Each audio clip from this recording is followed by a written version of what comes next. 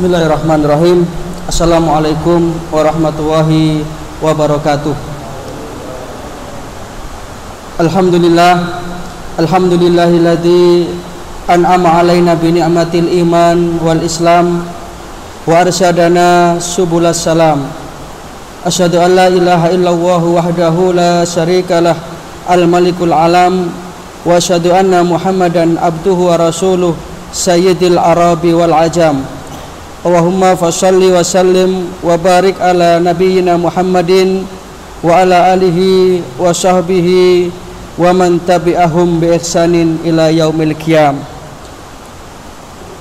Amma ba'du, subhanaka la ilma lana illa ma 'allamtana innaka antal alimul hakim.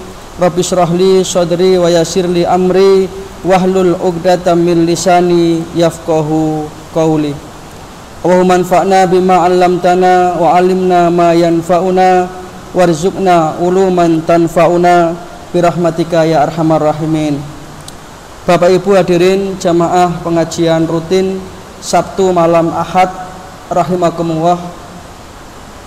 Tentunya kita bersyukur kehadirat Allah Subhanahu wa taala, pada kesempatan ini kita masih bisa hadir untuk ngaji walaupun hujan cukup deras, ya, alhamdulillah. Pun melampan nih, Pak. Ampun, alhamdulillah. Ngaji dalam keadaan hujan tentu nilainya double, ya. Rabu kemarin Ustadz Syarif dari Batu itu juga hujan deras seperti ini, tapi alhamdulillah masih bisa istiqomah. Mudah-mudahan ini akan senantiasa dicatat oleh Allah Ta'ala sebagai amal soleh kita. Yang kedua, sholawat serta salam mudah-mudahan senantiasa terlimpah kepada junjungan kita baginda Rasulullah Shallallahu Alaihi Wasallam. Bapak Ibu hadirin jamaah pengajian rutin rahimakumullah. Seperti biasa setiap Sabtu yang pertama kita ngaji kitab Tauhid.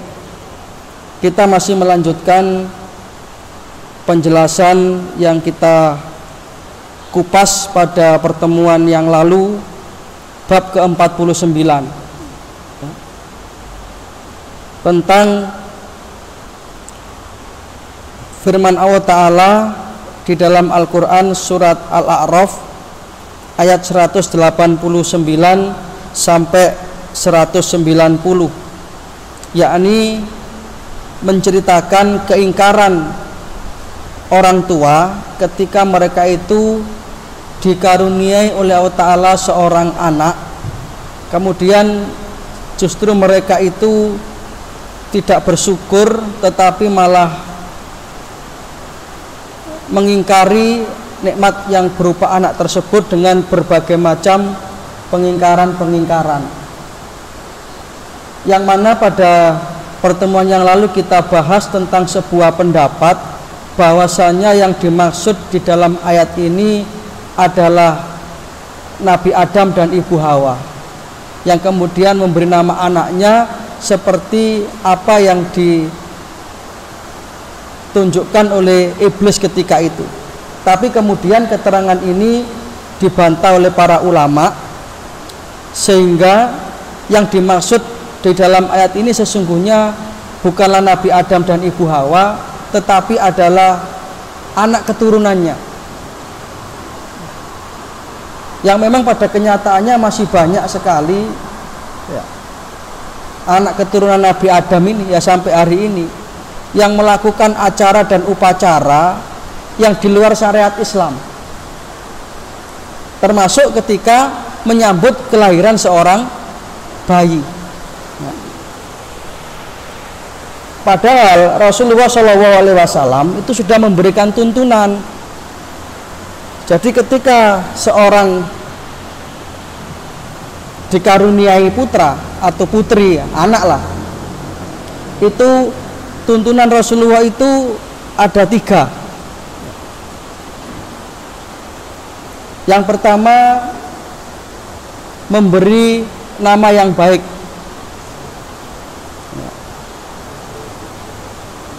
Sebagaimana sabda beliau, kullu gulamin murtahinun bi aqiqatihi. Setiap bayi yang terlahir itu tergade dengan akikohnya. Maka orang tua yang mampu hendaknya mengikuti anjuran ini, hendaknya mengikuti sunnah Rasulullah ini. Nah, ini yang kadang-kadang mungkin sering diabaikan. Kalau tidak mampu ya namanya tidak mampu, Pak. Islam itu tidak pernah memberatkan. Tapi di sini yang dimaksud orang tua yang mampu tentunya, yakni melakukan akikoh. Akikoh itu dengan tutbahu anhu yaumu sabi'ah, dengan menyembelih kambing pada hari yang ketujuh.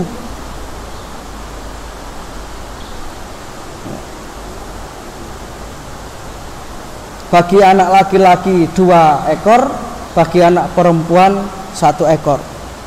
Jadi ini ada ulama yang memberi penjelasan, ini adalah kewajiban orang tua kepada anak,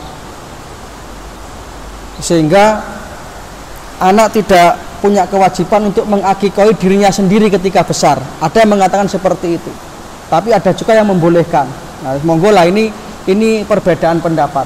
Tapi redaksi hadis menyatakan bahwasanya menyembelihkan binatang akikoh, kambing. Jadi akikoh itu dikhususkan menyembelih kambing, Pak. Masuk duwe akeh ora oleh mbelih sapi. Jadi wedhus. Tidak bisa diganti engkung, tidak bisa. Jadi satani bagi laki-laki dan satun bagi perempuan. Jadi bahasa Arabnya kambing itu satun, kesini jadi sate, ya, sate. Makanya kalau diundang akikah itu jelas sudah, Pak. Wis padang, budal itu nggih bergas sudah. Wis iso dibayang kok akikah isine sego tumpeng lah niku buatan akikah jenenge niku brokoan. Kalau undangannya akikah ya menunya sudah jelas lah. Perkara kok digulai apa dikerengseng, tapi bahan dasarnya ya mesti harus kambing, itu akikah. Itu kewajiban orang tua yang pertama, menyambut kedatangan anak itu, bergembira sebagai bentuk rasa syukur orang tua. Jangan yang lain-lain, Pak. Nanti di sini kita bahas penyimpangan-penyimpangan apa yang lazim berlaku di adat kebiasaan kita. Nah, sekarang kita tinggal pilih ikut adat apa syariat, ngoten mawon. Ya, kita bukan bermaksud ngilokno yang seperti itu, tapi kalau kita sudah berislam itu ya kafah. Sedapat mungkin kita mengikuti apa yang dituntunkan oleh Rasulullah. Itu yang pertama, tutbahu anhu yaumus sabi'ah. Sembelihlah pada hari yang ke-7. Nah, kemudian juga ada perbedaan pendapat. Kalau hari ke-7 tidak mampu, boleh hari ke-14, boleh hari ke-21, ya wallahu alam lah. Tapi redaksi hadis jelas hari yang ke-7. Saya tidak dalam rangka membenarkan yang ke-14 atau apa, tapi redaksi hadis jelas hari yang ke-7. Ya ampun nggih, selesai niki nggih. Yang kedua, wayuhlaku ra'suhu, dicukur rambutnya. Jadi kalau ada lagu yang mengatakan cilianku rambutku dicukur kuncung, itu salah, Pak. Yang benar cilianku rambutku dicukur gondol, itu nih ngoten. Jadi digondolkan, gondolkan, ditimbang. Kalau timbangan emas, bukan timbangan beras. Rambut nanti berapa ketemu gramnya itu dikeruskan dengan nominal uang, disedekahkan. Yang disedekahkan kerusnya beratnya niku untuk rambutnya disedekahkan. Kata menopo rambutnya bayi dikekekno. Ini indahnya Islam. Yang ketiga, wayusama, dan memberi nama yang baik. Kemarin sudah kita bahas ini tentang nama ini. Ya, kalau bisa sedapat mungkin memberi nama anak itu yang mengandung puji-pujian kepada Allah atau mengandung doa dan pengharapan. Tafaul namanya, tafaul. Karena nanti kita juga akan dipanggil dengan nama kita di akhirat. Gitu Pak, kan tidak mungkin nama orang lain. Tuh. Nah, terkait dengan ayat ini, maka penafsiran yang lebih kuat kembali kepada ayat tadi, itu yang dimaksud adalah Bani Adam. Termasuk Ibnu Katsir mengatakan amman nahnu, adapun kami, ini Ibnu Katsir ini mengikuti pendapat fa'ala madhabil Hasan al-Basri, kami mengikuti pendapatnya Hasan al-Basri rahimahullahu ta'ala fi hada, dalam pendapat ini, dalam masalah itu tadi loh Pak, keyakinan tentang anak tadi itu loh Pak. Wa annahu laisa muradun min hadas siyaqi Adam wa Hawa. Jadi sesungguhnya yang dimaksud itu bukanlah penyimpangan yang dilakukan oleh Adam dan Hawa. Wa innamal muradu, adapun makna dari ayat tersebut adalah al musyrikuna min dzurriyyatihi, yakni orang-orang musyrik dari keturunan Adam.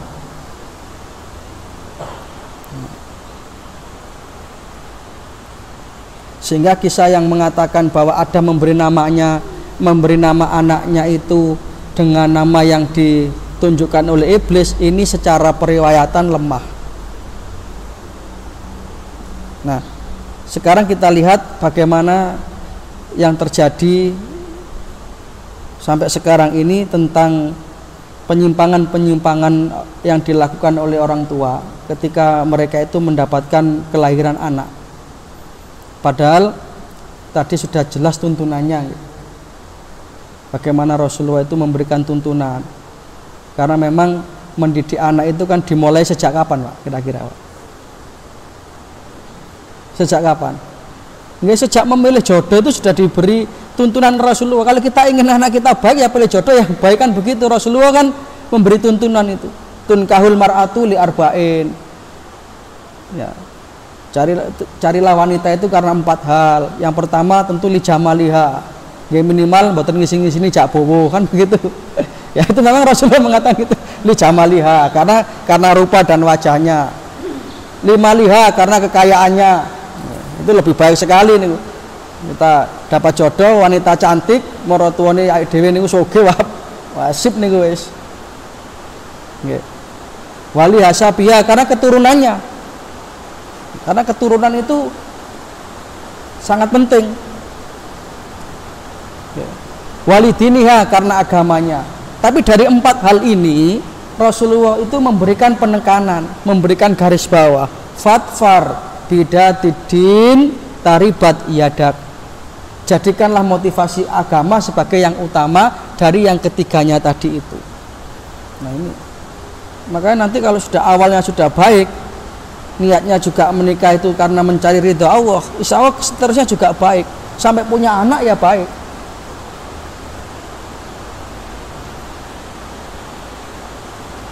Kadang-kadang jangankan kelas kita Pak, kelasnya Nabi itu loh, Nabi itu kan ada yang istrinya termasuk sing boten manut. Nabi Nuh nih,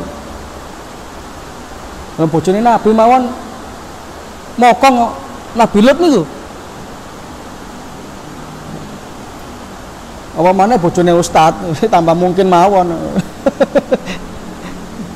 Wong Nabi putrane nggih termasuk keseret banjir Kan'an itu. Penyimpangan yang pertama, ada orang tua itu yang ketika sudah diberi karunia seorang putra, justru orang tua itu meyakini bahwa yang mendatangkan anak ini adalah wali. Nah, jadi mohon maaf mungkin karena sudah lama si istri ini tidak bisa hamil, ya. Kemudian datang ke orang alim, orang soleh, njok didongakno, kene le tak kusuke wetenge bojomu le. Mari ngono lah kok biidznillah atas izin Allah ternyata diberikan bisa hamil melahirkan anak. Kemudian meyakini, wah ini karena dikusuk yai iku lho. Lah ini tidak boleh Pak, ini termasuk kesyirikan. Perkara kita minta doa boleh-boleh saja.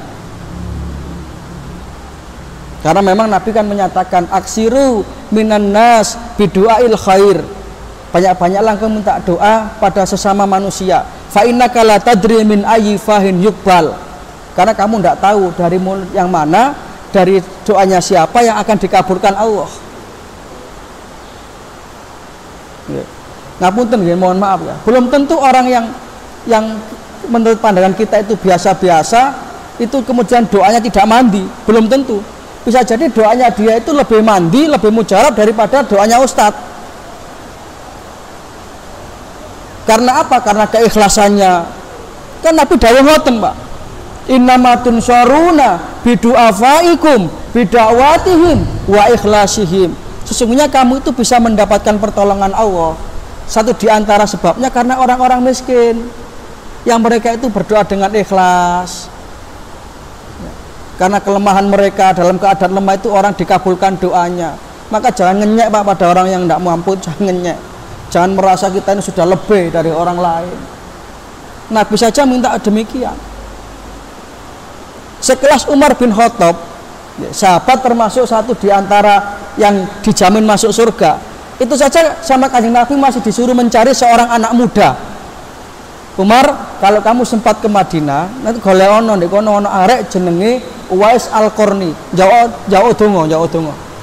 Ya, kayak begitu, Pak. Ini hati-hati nggih dadi ustaz, dadi kiai pun ngantos rumangsa donga ku luwih mandi timbang awakmu. Berat niku, Pak. Ndak boleh, Pak. Kita ini sama-sama punya potensi doa kita itu dikabul oleh Allah. Maka banyak-banyaklah minta doa. Tapi kemudian, nah ini yang jadi masalah di sini. Ketika tadi didoakan oleh seorang yang dianggap wali, dianggap punya kelebihan dan karomah, dia merasa atau punya anggapan bahwa lahirnya seorang bayi itu karena barokahnya, karena apa? Ya ini niku wau senggara. Niki bahaya nih. Jadi seharusnya tetap kita harus mengembalikan segala sesuatu itu kepada Allah.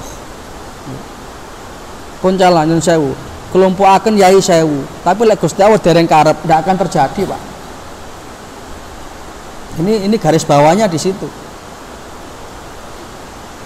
Sehingga tetap kita menisbahkan nikmat itu kepada Allah. Jalannya bisa lewat lain-lain, bisa didoakan kiai. Ya kita tetap berterima kasih. Matur nuwun, Mbah, jenengan dongaken wingi alhamdulillah kali Gusti Allah kok diparingi saged hamil. Kudune ngoten. Pun ngantos kleru. Aduh, Pak, ngene jenengan mandi aja nih, Pak. Niki bojo kula iki krana dongane jenengan. Itu kan beda itu, Pak. Beda itu. Jadi kita harus tetap menisbahkan nikmat itu kepada Allah. Itu yang pertama. Yang kedua, ada yang menisbahkan keselamatan dan perlindungan anak yang dilahirkan itu kepada dokter. Nah, niki kalau tadi itu nyun sewu kepada orang-orang yang dianggap wali, ini kepada dokter. Nah, sekarang kan ada itu terapi hamil, bayi tabung. Setelah lama tidak bisa melahirkan, kemudian konsul ke dokter ahli kandungan, SPOG. Kemudian diterapi, sampean harus begini, sampean harus minum ini, caranya begini-begini. Kok alhamdulillah tiba-tiba hamil. Nah, niki jangan sampai dokternya ini sip aja nih dokter. Wah, aku sajane gak iso hamil, tapi karena dokternya resep ngene, sip wis. Lah ngeten iki meniadakan Gusti Allah ngoten lho. Mboten pareng, Pak. Kudu tetep alhamdulillah aku diparingi Gusti Allah iso duwe anak.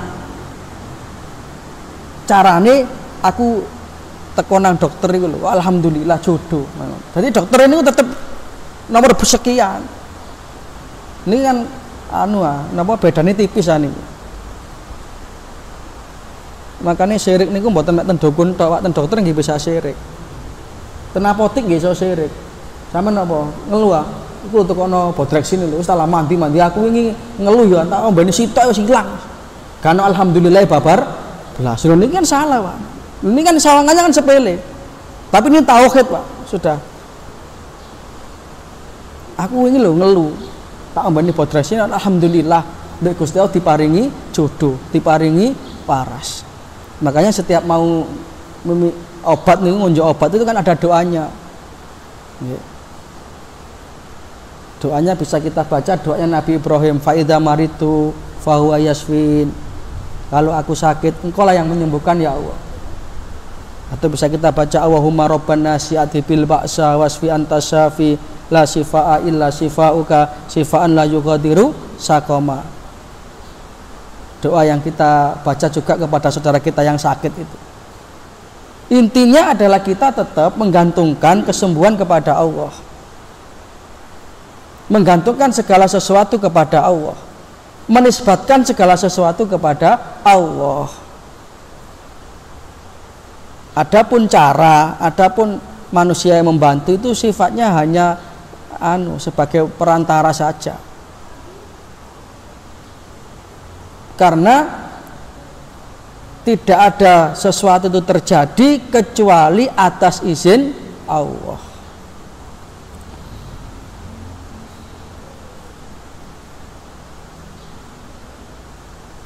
Yang ketiga, nah ini termasuk juga tidak bersyukur ketika dikaruniai seorang anak. Contohnya apa? Begitu dikaruniai anak, kecintaannya kepada anak itu luar biasa. Ini manusiawi wajar, tetapi akhirnya mengalahkan cintanya kepada Allah. Nah, ini juga termasuk salah satu bentuk penyimpangan. Dan kita sudah diberi contoh, Pak. Nabi Ibrahim alaihissalam itu kurang apa cintanya kepada putranya. Karena apa? Ya karena wajar, apalagi Nabi Ibrahim itu diberi karunia seorang putra dari hasil sebuah doa yang lama. Rabbi habli minas sholihin, Rabbi habli minas sholihin. Menurut sebagian ahli tarikh, ahli sejarah, beliau itu baru dikaruniai seorang putra sekitar usia berapa tahun itu? 80, 90 tahun. Baru doa itu dijawab oleh Allah Ta'ala. Fabasyarnahu bihulamin halim. Aku beri kabar gembira Ibrahim itu dengan aku beri karunia seorang putra. Bisa jangan bayangkan, yok nopo sayangin Nabi Ibrahim. Kadek diberi putra seorang laki-laki, yang di tradisi masyarakat Arab ketika itu punya anak laki-laki itu kebanggaan, Pak. Kebanggaan. Akhirnya karena Nabi Ibrahim ini terkenal sebagai imamul muwahhid, tokoh tauhid, Allah tidak ingin kemudian tauhidnya melenceng dengan karunia anak itu. Ya. Kemudian Nabi Ibrahim diuji oleh Allah Ta'ala, dan ujian ini tidak tanggung-tanggung. A'udzubillahi minasyaitonirrajim. Falamma balagha ma'ahu sa'ya qala ya bunayya inni ara fil manami anni adbahuka fangdur madza tara. Falamma balagha ma'ahu sa'ya, ketika Nabi Ismail ini sudah sampai pada usia as-sa'ya. As-sa'ya ini usia-usia yang sedang lucu-lucunya, sedang awal-awal bisa berkomunikasi.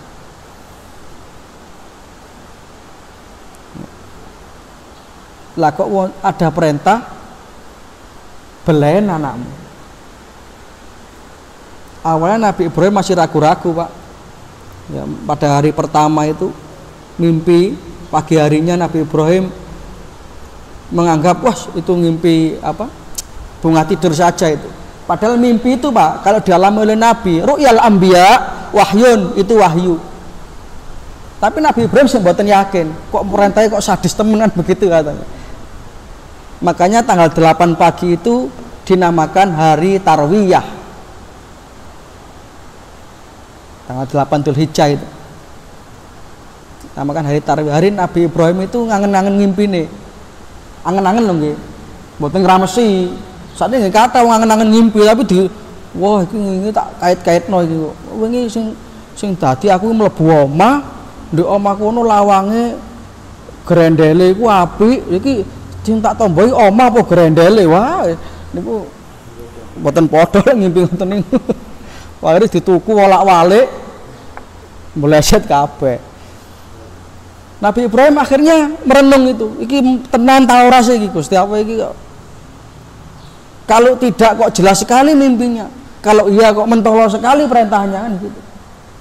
Baru hari keduanya ngimpi yang sama baru yakin itu sudah. Oh, tenan iki wis. Nabi Ibrahim mboten ngenyang, Pak. Jangan bayangkan loh, anaknya hanya satu. Lama ditunggu-tunggu, disuruh menyembelih. Berbeda kalau perintah ini turun pada seorang bapak yang anaknya banyak. Anaknya 10 kabeh mokong-mokong. Siji narkoba, siji gendaan gak mule-mule. Mboten perintah belain anakmu. Mesti takon, pinten Gusti sedaya? Seneng.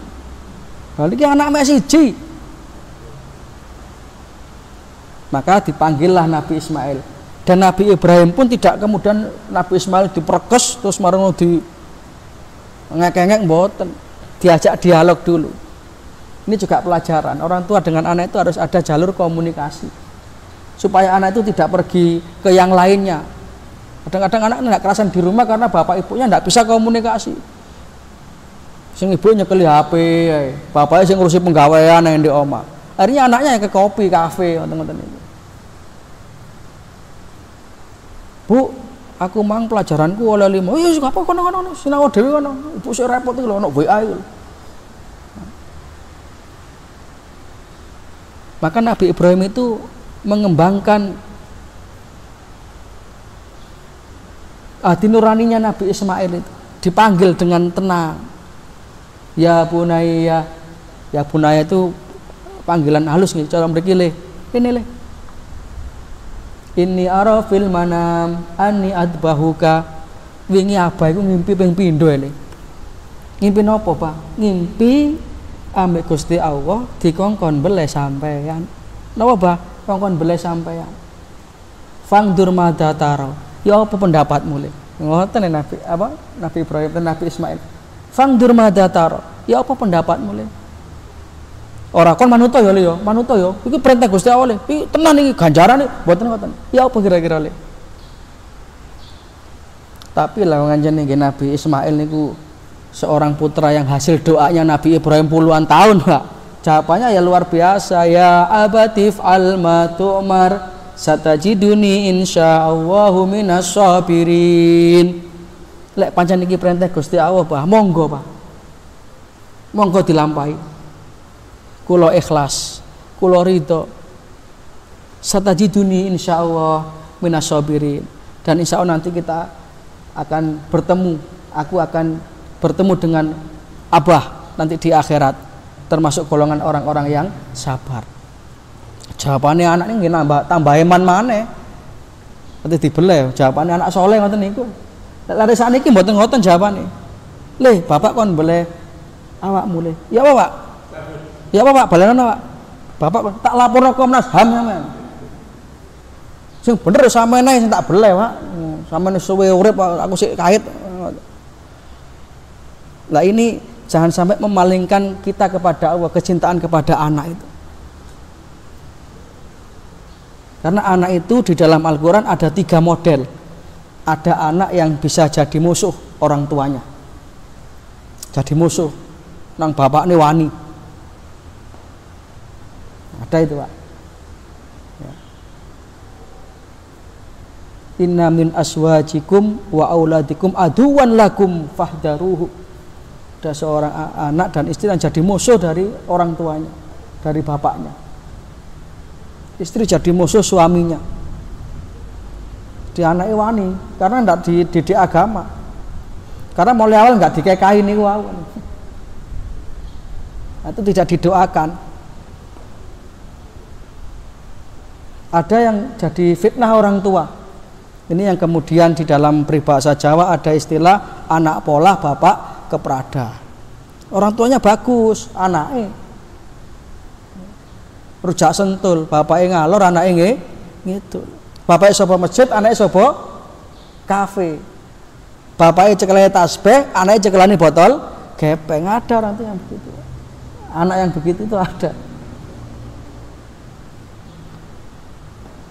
Makanya yang saya ngapunten, kaderisasi itu penting. Anak-anak kecil harus kita dekatkan dengan masjid. Lah arek cilik rame pun diseneni, disentak, wes arek kacer, meneh gak nang masjid. Tapi ke depan bisa difasilitasi. Kira-kira ada tempat khusus anak-anak. Ya memang kalau anak-anak rame di masjid itu kalau ngaji begini ganggu, Pak. Memang ganggu. Nggih ganggu mubaleke, nggih ganggu sing ngrungokno. Mubaleknya bisa kacau konsentrasinya. Tapi jangan kemudian anak itu disentak. Harus ada solusi cerdas dari takmir. Di Masjid Al Mukminun Mahakam itu ada ruangan khusus anak-anak bermain. Sesuai usianya lah. Tapi ya napa supaya anak ini kerasan di masjid. Ya Pak Dilan ini semerap kula ben sik cilik kali bapak kula niku dijak teng masjid. Tapi mesti sing kula arep marine sakjane waktu niku sik dereng seneng teng masjid marine mesti dijak marung. Ngerti senengane napa niku mari Jumatan nang warung Anda. Situ wasaken es ten gene ngarep pasar niku perlu supaya anak itu napa nggih tidak asing dengan masjid. Wong Jumatan nggih kula mek turu tok waktu niku sik cilik niku. Nggih mesti mon sik cilik sakniki nggih ngantos Jumatan turu. Nggih sida diadani kok. Diujurno ngulon. Ini Pak, ini penting sekali. Kesyukuran kita akan lahirnya seorang anak jangan sampai kemudian kita itu bergeser dari kecintaan kita kepada Allah. Ya, maka cinta itu yang pertama kepada Allah. Jangan sampai anak-anak kita, harta-harta kita itu memalingkan kita dari Allah. Nah, sudah itu contoh beberapa penyimpangan. Bab 49 selesai. Kurang pinten menit nih, tasik suwe. 9 menit. Mungkin tanya jawab mau nih. Monggo kalau ada yang ingin didiskusikan. Kula mboten kok jawab pertanyaan jenengan mboten, kok modalnya keminter mboten. Diskusi mawon. Kaitan dengan bab ini ada yang didiskusikan monggo. Kalau tidak ada ya alhamdulillah.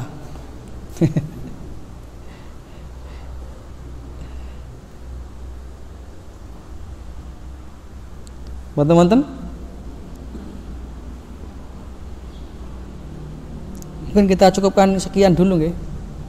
Atau kita lanjutkan 9 menit apa pinten waktu?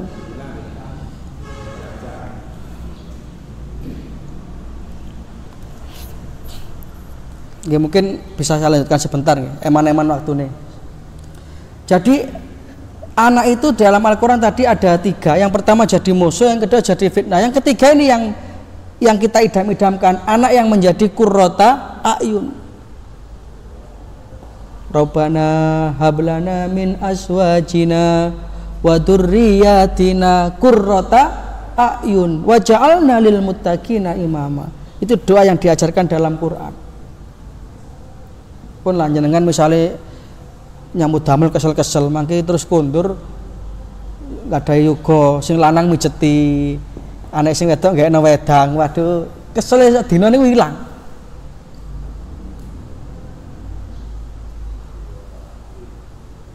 Qurrata ayun itu kan hanya penenang jiwa, artinya atine tenang. Lah sakniki mboten ya, lari-lari sakniki niku kadang-kadang masyaallah napa salah suwan napa-napa wis orang reken wong tuane blas. Kula niku ben sik sekolah sik menangi, Pak. Kali guru niku wedi niku sik menangi kula. Ketemu guru Salim niku sik sakniki lare sakniki Salim gak pate usum. Pak kok dia? Waduh. Apa? Malah nggak boleh Salim. Sementara nih.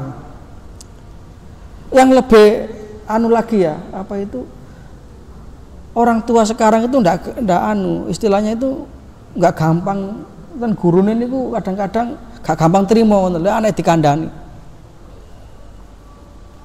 Nek jaman kula rumiyin sik menangi kula dituntun kali bapak di pasaran guru ngaji. Titip niki njan napaken terserah. Dadi maksud di napa? Sahabat penjalin mulih jarem kabeh nggih. Mboten wani kandha malahan. Lari sakniki dikebuk didik ngoten ae lapor. Itu sudah salah kaprahnya begitu. Belum lagi sistem pendidikan kita ini yang akan sedikit demi sedikit rupanya mau disekularisasi. Jadi lari sakniki niki kalau kita memahami aturan SKB 3 Menteri itu antara lain niki, kalau anak itu memilih tidak jilbaban, itu gurunya tidak boleh Pak mengarahkan. Masih guru agama. Lho kan mboten bener. Kula ini nggak ada konco kan nggih wajar ya namine guru mejang muridnya kan wajar. Anak-anak mulai SMP wis mulai gede, ojo pacaran. Ngoten niku lho, ada seorang muridnya itu cerita bapaknya pengacara napa ditelepon kanca kula. Itu ranah pribadi, guru ndak usah. Lah ini ngeten niki. Makanya jangan salah lek karo wong tuwane dilama anake nggih gara-gara ngoten niku. Maka tidak ada sistem yang lebih baik selain kita itu mendidik anak sesuai sistem Islam. Jenengan masih ingat hadis Rasulullah. Kalau kaitan dengan agama, orang tua itu tidak boleh segan-segan, Pak. Apa antara lain yang diajarkan oleh Rasulullah terkait dengan tarbiyatul aulad atau pendidikan anak? Alimu auladakum bisolah wahum abna'u sab'in. Mulai ajarilah anak-anakmu sholat ketika dia sudah berumur 7 tahun. Nah, 7 tahun kan sudah mulai bisa menghafal bacaan-bacaan, bisa mulai menghafal surat-surat pendek itu. Ini mulai kita giring ke masjid tadi itu, kita giring. Jadi masjid itu semakin ramai anak-anak itu semakin masjid ini semakin jelas masa depannya. Oh, arek-arek iki besok bakal nerusno. Kan ngoten. Karena bagaimana potret Nurul Hidayah ini 20 tahun, 30 tahun ya anak-anak itu jawabannya. Itu umur 7 tahun, belajari terus. Wadribuhum kata Rasulullah. Wahum abna'u isrin. Lah usia 10 tahun sudah berani meninggalkan sholat, jangan segan-segan pukul. Nah, pukul dalam rangka mendidik. Pun terus dipentung ngoten niku mboten. Artinya ya tegas orang tua itu urusan ibadah itu harus tegas. Ini buat nonton ibu-ibu napa? Nonton ibu-ibu kalau sanjang kadang-kadang ibu-ibu sih nggak mentolo. Mesti bapaknya tanglet. Anaknya subuhan apa urung? Anaknya digugah napa bapaknya teko masjid wangsul ngoten lho. Soalnya dijak nang masjid nggih sik molor. Urung memang rupane aja digugah seakan kok sekolah isuk ngantuk di sekolahan. Nah niku biasa ibu-ibu sing ngoten niku. Niku kata sayang anak padahal jerumusno anak. Gugan. Ngapa dalu ngoten niku. Wis salat isya iki, Mang. Engko ya Pak, tak turusi iku wis gak kira kan. Saiki salat isya. Kok perkara tangi maneh bengi tahajud gak apa-apa. Untuk urusan salat seperti itu harus apa ya? Tegas. Dan reward and punishment itu harus ada. Misalnya Ramadan mangke, sama lek Ramadan ini poso jangkep saulan, gak mokel blas, poso maghrib, tak tukokno, nah ngoten tak tukokno sing bejaji, tak tukokno apa niku? HP rusak maneh nggih lek sing. Wis pokoke sing anu lah. Kadang-kadang penghargaan kita kepada hal kaitannya kali agama niku enggak sepiro mbek urusan donya. Nanti ngalih niku. Misale Indonesian Idol remen. Artis-artis napa niku sing nyanyine penak kayak hadiah jutaan. Tapi sing kirae penak hadiah pemenang juara MTQ nomor 1 akan mendapatkan hadiah buku isi rolas, setip dan garisan ngoten tok. Nah, sampun isya, mudah-mudahan ada manfaatnya. Bapak Ibu hadirin yang saya hormati, sekali lagi mudah-mudahan kita senantiasa mendapatkan taufik hidayah, amal ilmu rezeki yang barokah, dan akhirnya kita kelak meninggalkan dunia ini dengan tetap membawa iman Islam husnul khotimah. Insya Allah pada pertemuan yang akan datang kita masuk bab yang ke-50. Oke. Mudah-mudahan bisa istiqomah. Kita tutup dengan doa kafaratul majelis. Subhanaka wahumma wa bihamdika asyhadu alla ilaha illa anta astaghfiruka wa atubu ilaik. Ada kurang lebihnya mohon maaf. Wassalamualaikum warahmatullahi wabarakatuh. Innallaha wa malaikatahu yusholluna